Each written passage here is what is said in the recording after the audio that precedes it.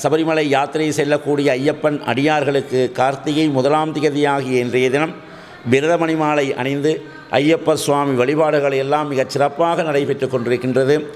கார்த்திகை 1ஆம் திகதியாகிய இன்றைய தினம் இந்த ஐயப்ப சுவாமி சன்னிதானத்திலே இலங்கையிலே முதன்முறையாக சபரிமலை ஸ்ரீ ஐயப்ப சுவாமி பிரதிஷ்டை செய்யப்பட்ட இந்த சன்னிதானத்திலே ஐயப்பன் அடியார்கள், ஏராளமான ஐயப்பன் அடியார்கள் சபரிமலை யாத்திரை செல்வதற்காக விரதமணி மாலை அணிந்து இந்த ஐயப்ப மண்டல விரதத்தினை இன்று ஆரம்பிக்கின்றார்கள். இன்று ஆரம்பிக்கக்கூடிய இந்த விரதமானது மகர சங்கராந்தி என்று சொல்லப்படுகின்ற தை மாதம் 1ஆம் தேதி, அதாவது தைப்பொங்கல் தினம் வரை இங்கு தினம்தோறும் மாலை ஐயப்ப சுவாமிக்கு விசேட அபிஷேகங்கள், பூஜைகள், ஆராதனைகள் எல்லாம் நடைபெற்று விசேடமான பஜனைகள் எல்லாம் நடைபெற உள்ளது.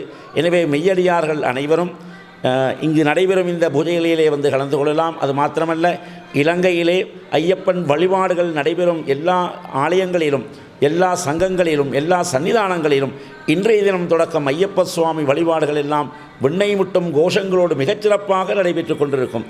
எனவே மெய்யடியார்கள் இந்த ஐயப்ப சுவாமி வழிபாட்டிலே நீங்களும் சங்கமித்து ஐயப்ப சுவாமியின் பரிபூர்ண அருள் கடாட்சத்தை பெரும் வண்ணம் வேண்டுகிறோம்.